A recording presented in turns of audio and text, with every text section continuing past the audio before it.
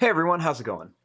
For today's lesson, I want to show you guys how to make a fall line design pumpkin.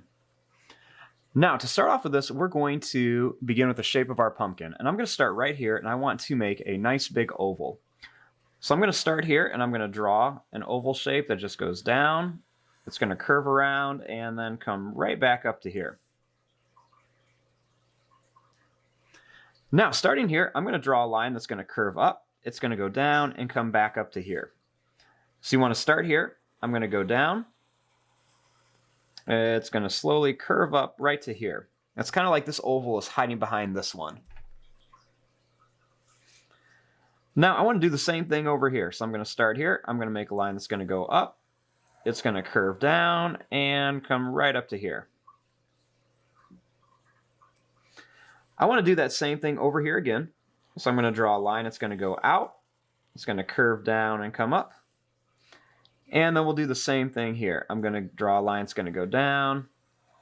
And it's going to curve around and come up to here. My next step is I want to add a stem onto here. So I'm going to start here. And I'm going to make a nice line that's going to curve over. Then I'm going to do the same thing here. I'm going to curve, and you can see as I curve up, it's a little bit wider down here and a little bit smaller here. Then I'm just going to connect it with a little line.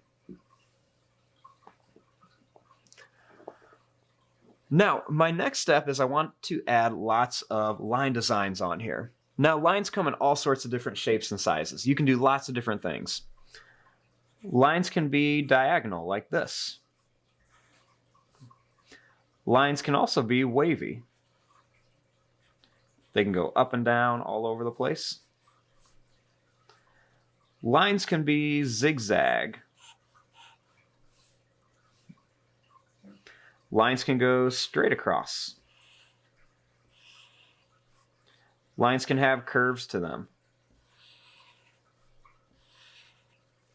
Lines can also have different details inside of them. Lines can become shapes, such as things like circles, triangles, squares, all sorts of stuff. Our lines can be bumpy, like this. Our lines can be really wavy, like this. Lines can also cross each other, too, so you can have lines that go straight across, and then we can have lines that cut through them. Lines can also be broken like this. They don't have to always be connected. They can be broken. So what I want you to do is go ahead and I want you to fill up your pumpkin with lots of different designs. You don't have to do what I did. You can come up with your own different details. You can even add some different decorations onto the stem as well. So now our next step is we need to color this. Now, when coloring this, you can do it lots of different ways. You can do different patterns in here. You can use different sets of colors, whatever you want to do. I'm going to use a variety of colors in each one. So I'm going to make sure I use at least 2 different colors in each one of these sections just to make it really pop out and look really nice. And you can use whatever you want to color with this. Crayons, markers, colored pencils, whatever.